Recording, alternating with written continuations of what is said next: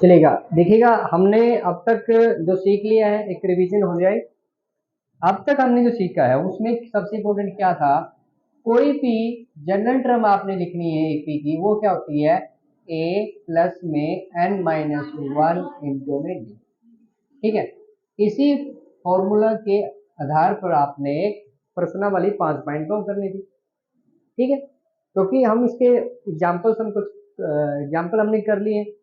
ठीक है, आज इसकी जो प्रॉब्लम है आपकी, वो प्रॉब्लम डिस्कस करेंगे। तो आपके सामने क्वेश्चन ये हो गया आपका, कोई डाउट है इसमें? नहीं है। ये आपको बताना चाहूंगा बच्चों, ये मोस्ट इंपोर्टेंट एमसीक्यू है एग्जाम के लिए। ये जो क्वेश्चन है, देखिए 2 ही एमसीक्यू दिए हुए हैं और ये ऐसे क्वेश्चन है हर बार एग्जाम में पूछे गए, तो आप इसको नोट कर लीजिएगा। एग्जाम के लिए ये काफी इंपॉर्टेंट है। ठीक है, आप इनको करेंगे। ठीक है जी, आगे बढ़ते हैं।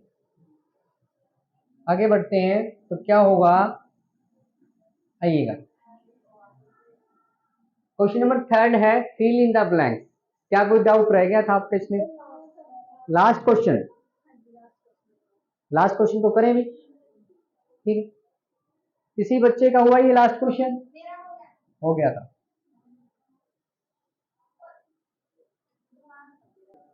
आइएगा, इसमें जो प्रॉब्लम आ रही है, थर्ड का 5th क्वेश्चन है। अब यहाँ पे आप देखिएगा, हमें फर्स्ट टर्म नहीं पता, लेकिन यहाँ पर हमें सेकंड टर्म A2 जो है वो कितनी गिवन है, 38 गिवन। ओके, ठीक है। अब आपको पता है कि हमें जब सेकंड टर्म लिखनी हो तो हम क्या कहते हैं कि हमारी फर्स्ट टर्म क्या है, और डी हम कितना लेते हैं, 1 लेते हैं। तो यहाँ पर आपका 38 हो गया, ये आपकी इक्वेशन नंबर 1 हो जाएगी। Clear doubt? अब यहाँ पर ये देखिएगा, जो माइनस का 20 है, ये कौन सी टर्म बननी है, first second third fourth fifth six, और आपको सिक्स टर्म का भी पता है जो कि आपकी माइनस की 22 है। ठीक है, अब इसको लिखना हो तो कैसे लिखेंगे, a प्लस में 5d दैट इज माइनस 22। तो ये आपकी इक्वेशन नंबर 2 बन गई है। ओके, हमें चाहिए क्या, हमें अगर a का मान पता चल जाए, हमें d की वैल्यू पता चल जाए, तो हम इसको भर सकते हैं फिल इन द ब्लैंक्स। ठीक है, तो कैसे होगा, इसका फंक्शन क्या है 1, इसका भी क्या 1, क्या हो अगर इक्वेशन 1 में से इक्वेशन 2 को घटा दिया जाए, a1 में से a1 कैंसिल हो गया, तो d में से 5d जाएगा तो माइनस का 4d हो गया, और 38 में से 22 जाएगा, माइनस कर रहे हैं और पहले से माइनस तो प्लस हो जाएगा, तो ये आपका 60 हो जाएगा। सही बात है, ऐड करना आ गया। ठीक है, तो d का मान आप देख पा रहे, d का मान क्या है यहाँ पर, माइनस के 15 आ चुका है। d की वैल्यू हमें पता लग गई है, दैट इज -15। ठीक है, ऐसे निकाला आपने, -15। ओके, अब आप क्या करेंगे, क्योंकि आपको d का मान पता चल चुका है, तो आप a का भी मान निकाल सकते हैं। तो d का मान हम 1 में रखेंगे, तो क्या आ जाएगा a1, और d आपका माइनस का 15 है। Okay, that is 38। Okay, clear है यहां तक? ठीक है ना। अब यहां से a1 की वैल्यू क्या आ चुकी है, 38 और प्लस में 15, तो a1 की वैल्यू हमारे पास आ चुकी है, दैट इज व्हाट 50। फर्स्ट हमें पता लग गई है, d की वैल्यू हमारे पास है, तो हम फिल इन द ब्लैंक्स कर सकते हैं ना। ओके, तो यहां पर हम लिख देंगे। ठीक है, अब इस क्वेश्चन को हम कर सकते हैं ना। यहां पर हमारे पास जो वैल्यू आई है वो क्या आई है, यहां पर a की वैल्यू क्या आई आपके पास भाई, बताइएगा। a का मान क्या है, हाँ जी 53, अभी तो निकाला है आपने, हाँ 53 आया है।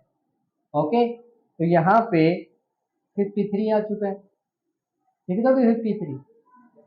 ठीक है, और d आपने ऐड करते जाना, 1d और करते जाओगे, हो जाएगा, अब तो हो जाएगा ना। ठीक है, और बताएंगे, फोर्थ क्वेश्चन हो गया आपका, फोर्थ क्वेश्चन हो गया सब बच्चों का। फिफ्थ क्वेश्चन, निम्नलिखित समांतर श्रेणियों में से प्रत्येक श्रेणी में कितने पद है। क्या ये क्वेश्चन हो चुका है, बताएं एक बार मेरे को। हाँ जी, अब आप देखिए टैब में आज आपको मैं ये होमवर्क दूंगा, और ये जो अभी समझा रहा हूँ ये उसका लिंक भी आपको उसी के अंदर मिल जाएगा जो आज हम पढ़ रहे हैं। टैब में भी आप चैप्टर कीजिएगा एमसीक्यू, आपको मैं होमवर्क जो साइन करूंगा टैब में, और ये जो हम पढ़ रहे हैं ये आप वहां देखने को मिल जाएगी, याद ही हो जाएगा। ठीक है, एमसीक्यू आपको देंगे आपको, ठीक है, करें भी, ठीक है, आगे बढ़े, चलिएगा। क्वेश्चन बताएं, फोर्थ हो गया सब बच्चों का, फिफ्थ कोई डाउट नहीं है फिफ्थ में। क्वेश्चन नंबर सिक्स सबको आने देना, आपने कर लिया है, बाकी देखो क्या बाकी को फिर जब नोटबुक चेक होगी फिर बताओ भी। क्वेश्चन नंबर 7 देखो क्या कह रहा है, बिल्कुल इसके जैसे हमने अभी फिलिंग द ब्लैंक्स जो किया है वो ऐसे ही था। 7वां क्वेश्चन देखो क्या कह रहा है, ये कह रहा है कि एपी का 31वां पद ज्ञात करना, यानी फर्स्ट तो हमें ये प्रॉब्लम है कि हमें इसका जो 31st टर्म जो है वो फाइंड आउट करना है। ठीक है, ये 31st टर्म अपने को फाइंड आउट करना है। ओके, हमें दिया हुआ क्या है, जिसका 11वां पद, इसका जो 11वां पद है 11th टर्म जो आपको गिवन है that is what 38। Okay, and आपको 16वां पद दिया हुआ है और वो आपको क्या गिवन है 73। ओके, मेरी बात समझ आ चुकी है, क्वेश्चन क्लियर आपको, यहाँ पे क्वेश्चन क्लियर आप सब बच्चों को। आइए इसको करते हैं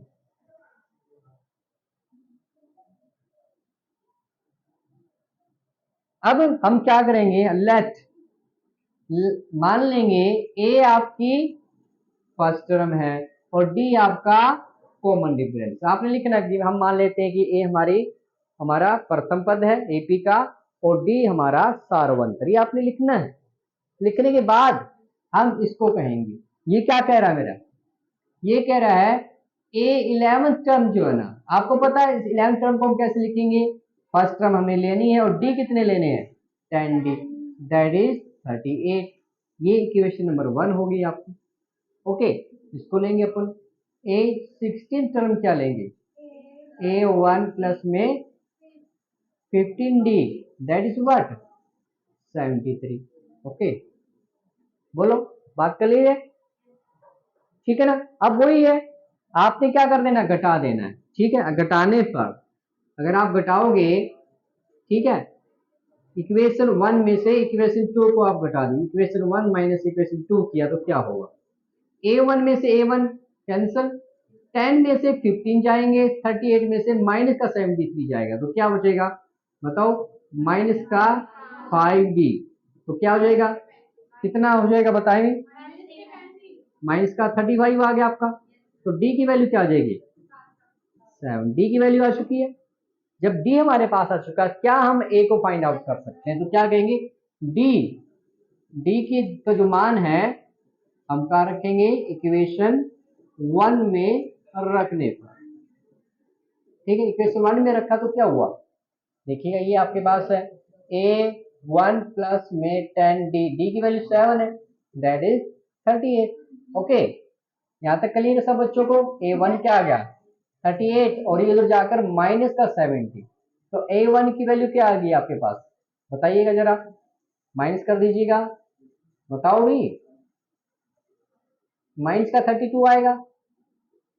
ओके, आपके पास क्या आ चुका है, आपके पास ए आ चुका है, आपके पास बी आ चुका है, तो क्या मैं जो अपनी टर्म है 31st टर्म इसने पूछा है वो मैं निकाल सकता हूं क्या, तो ये मेरा क्या आ जाएगा A1 प्लस में कितने डी लेंगे 30d, तो आप इसको हल कर लीजिएगा, माइनस का 32 प्लस में 30 और डी की वैल्यू क्या है आपके पास 7 आ चुकी है, तो माइनस का 32 और प्लस का 210 हो गया, अभी घटा दीजिएगा, बताओ घटा कर क्या आएगा, वही आपका आंसर आ जाएगा, ठीक है ना। कितना आ जाएगा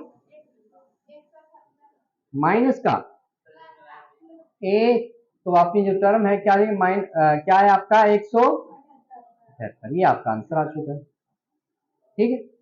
आप नोट करना चाहोगे इसको तो आप नोट कर सकते हैं, वीडियो को पॉज कर लीजिएगा और इसको नोट कर लीजिएगा, वीडियो को पॉज करें और नोट कर लीजिएगा। क्वेश्चन नंबर 10th करना है या 11th करना, जल्दी बोलो। क्वेश्चन नंबर 10 देखिए भी आप, 11th अपने आप करेंगे, 10th करें। एपी का 17वां पद जो है उसके 10वें पद से 7 अधिक है। देखिएगा बड़ा सिंपल क्वेश्चन है। जैसा कि 17वां पद ये है, इसका जो 17वां पद है वो क्या है, 10वें पद से, 10वें पद से 7 अधिक है। बोलो ठीक है ना, 17वां पद 10वें पद से 7, डी निकालना, सारवंत निकालना। तो क्या करेंगे आप, मान लेंगे फर्स्ट टर्म ए है, डिफरेंस इज द डी है। 70 टर्म कैसे लिखते हैं अपन, बताओ। अगर सारी टर्म लिखनी है तो कैसे लिखते हैं, A1 प्लस में 16D is equal to A1 plus में 9D प्लस में 7। बोलो कोई डाउट है तो। हमने किया क्या, 10वीं टर्म को क्या लिख दिया, A1 प्लस में 9D, 17 टर्म को A1 प्लस में 16D। क्लियर है ये बात भी, क्लियर है डाउट, ठीक है भाई, क्लियर है आपको ये, ठीक है। अब बड़ा सिंपल है, अब इक्वल टू है तो आपको पता कैंसिल हो जाएंगे, ठीक है ना। A1 से A1 कैंसिल हो गया और ये आपका इधर आ जाएगा, तो 16D माइनस में 9D इज इक्वल टू 7, यहाँ 7 रहेगा आपका, तो आपका 7D इज इक्वल टू 7, तो D की वैल्यू क्या आ गई है, 1। बस हो गया, ये आपका डाउट है, मेरा थोड़ा ही है। और बोलो भी क्वेश्चन, और बताइए भाई। चलिएगा 11 क्वेश्चन देखते हैं क्या कह रहे हैं। क्वेश्चन 11 देखिएगा, एपी आपको गिवन है, एपी है 3, 15, 27, 39 का कौन सा पद उसके 54वें पद से 132 अधिक है, ठीक है। आपको एपी गिवन है, फर्स्ट टर्म पता है, डी पता है, तो सब कुछ आप कर सकते हैं। आइए करते हैं इसको, ठीक है। देखिए क्या कह रहा है, हम मान लेते हैं, माना, ठीक है, हम अज्यूम करेंगे लेट। अब मान लेंगे जो एन टर्म है ना, एन टर्म जो है क्या है, कौन सा पद, एन पद उसके 54वें पद से 132 अधिक है।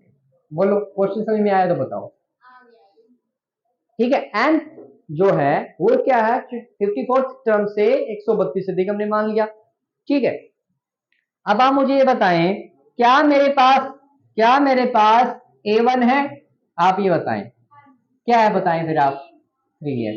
क्या आपके पास D है, बताओ कितना है, हाँ जी, क्या वो 12 बनेगा, भाई 15 में से 3 गए, 12 आ गए, ठीक है। बस अब कुछ नहीं रहा आपका। अब इसको हम हल करेंगे, एन टर्म को क्या लिखेंगे, A1 प्लस में n-1 इंटू में D, that is what. 54 term को कैसे लिखेंगे, A1 प्लस में 53D प्लस में 132। बोलो कोई डाउट है तो। यहां पर हमें A का भी वैल्यू पता है, हमें G का भी पता है, तो रह गया कौन, N रह जाएगा, ठीक है। बराबर का इक्वल टू है तो इसको इससे उड़ा दो, बात खत्म हो गई है। n-1, D की वैल्यू क्या आई है, 12, इक्वल टू क्या आ जाएगा, 53, ओके। और D की वैल्यू क्या आपके पास, 12, और प्लस में 132, ओके। सो हल किया, 12n माइनस में 12 इज इक्वल टू, मल्टीप्लाई कर दीजिएगा 53 की। जिसका टेबल तुम्हें आता है उसको ऊपर लिखे, जिसका नहीं आता उसको नीचे लिखिएगा, आसान हो जाती है गुणा। मेरी बात ध्यान रखिएगा, गुणा करनी है आपने, टाइम बचाना। जिसका टेबल आता है उसको ऊपर रखे, जिसका नहीं आता उसको नीचे रखे। तो 36 और 60, तो आंसर क्या बनेगा, ठीक है ना, 636 प्लस में 132 है, तो 132 ऐड कर दीजिएगा इसके अंदर, 132, 8, 6, 7, तो ये आपका क्या बन गया, 12n माइनस का 12 इज व्हाट, 768। अब ये -12 है तो इधर आके क्या हो जाएगा, प्लस हो जाएगा, प्लस कर दीजिएगा इसको, ठीक है। 768 में 12 को प्लस कर दीजिएगा, क्या आ जाएगा, ठीक है। तो 12n आपका क्या आ गया 780। तो n की वैल्यू क्या आ जाएगी, डिवाइड करना पड़ेगा। ठीक है, कोई मिस्टेक आपने नहीं की, ध्यान रखें। 12 छिक्का तो 72 है ना, आ गया। 12 ये आ गया 65, डिवाइड करके देख लीजिएगा। 780 को आपने 12 से डिवाइड किया है, ठीक है। 72 6 12 5 जा 60, तो n की वैल्यू क्या आ गई 65। तो कौन सी टर्म, इसकी कौन सी टर्म, इसकी 65वीं टर्म जो है क्या होगी, 54वें टर्म से 132 अधिक होगी। ठीक है, तो this is your required answer. Note करना आपने, नोट करना है। अगर जो बच्चे नोट करना चाहते हैं वीडियो को पॉज करें और नोट कर लें, लीजिएगा स्क्रीनशॉट ले लीजिएगा, फिर हम आगे बढ़ते हैं। स्क्रीनशॉट ले लीजिएगा, फिर हम आगे बढ़ते हैं। 10 और 225 के बीच में 4 के कितने गुणज है। अब गुणज आपको पता होना चाहिए। ठीक है, क्या आपको पता है कि 4 के गुणज जो है वो क्या है, आप में से कोई बताना चाहे। मल्टीपल, ठीक है, पहले 4 के मल्टीपल्स क्या वो समझ लीजिएगा। 4 के मल्टीपल यानी 4 के गुणज, गुणा से जन्मे, 4 की गुणा से जन्मे जो है वो 4 के गुणज कहलाएंगे। जैसे आपने क्या किया, 4 की 1 से गुणा की तो 4 आ गया, 4 की 2 से गुणा की तो आपका 8 आ गया, और 4 की 3 से गुणा की तो आपका 12 आ गया। तो ठीक है, ऐसे आप करते जाओ। ये बात सुना रही। अब यहां पर क्या मुझे 8 लेना है। आप ये देखिएगा 10 और 250 के बीच के आपने लेने, बीच में 4 के कितने गुणज हैं, कि कितने मल्टीपल्स आएंगे ये आपने बताना। मेरी बात समझ आ रही है। ठीक है, तो आप यहां पर 10 और 250 के बीच के ले रहे हैं, तो सबसे पहला गुणज क्या आ जाएगा, 12 नहीं आएगा, 10 और 12 250 के बीच में। ठीक है, 12 उसके बाद क्या आएगा अभी 16, उसके बाद ठीक है, ऐसे चलता जाएगा। रुक जाइएगा। ठीक है, अब ये काउंटिंग करनी है आपने कि ये 4 है, 10 है, 20 है, 50, ये आपने बताना। सबसे लास्ट का जो नंबर है 250 है, 250 से पहले हमें चेक करना पड़ेगा। हाँ जी, क्या 248 जो है क्या 4 के टेबल से भाग हो रहा है। ठीक है, तो लास्ट नंबर मेरे को मिल गया। अब इनकी काउंटिंग करनी, तो हम क्या कहेंगे, कैसे हम इसको कर पाएंगे ये आपने देखना भी। देखिएगा, क्या आपके पास फर्स्ट टर्म है कि नहीं है, क्या आपके पास डी है, क्या आपके पास लास्ट टर्म है, लास्ट टर्म क्या है 248। इसी के बेस पे इसको निकाल देंगे एन की वैल्यू। ठीक है, कैसे करेंगे थोड़ा सा मैं आइडिया दे देता हूं आपको। ए एन यानी A1 प्लस में n-1 इंटू में डी, दैट इज 248। A1 का मान क्या है 12, और n तो फाइंड आउट करना है, -1, डी की वैल्यू क्या है बराबर क्या आ गया। ठीक है, अब क्या n के लिए हल कर सकते हैं, यस और नो बता दीजिएगा। n के लिए तो हल करना है, हो जाएगा आपका, इसको हल कर लीजिएगा और आपकी n की वैल्यू आ जाएगी। ठीक है, हो जाएगा ना। अरे भाई सिंपल तो है, 4n माइनस का 4, ठीक है, इज 248। ठीक है, इन दोनों को हल किया तो मेरा क्या होगा, अभी अगर इन दोनों को हल किया तो क्या होगा, ये क्या हो गया 8, 4n प्लस में 8 तो क्या हो गया 248। तो 4n मेरा क्या आ जाएगा 248 में से 8 को माइनस करेंगे, 4n क्या आ गया 240। अब तो n की वैल्यू आ जाएगी 60, बस कर लेना आपने, हो जाएगा। आपको टैब पे आज काम मिलेगा, इसके MCQ क्वेश्चन, वीडियो आपकी रहेगी साथ में, उसको आपने देख लेना है। और बताइएगा,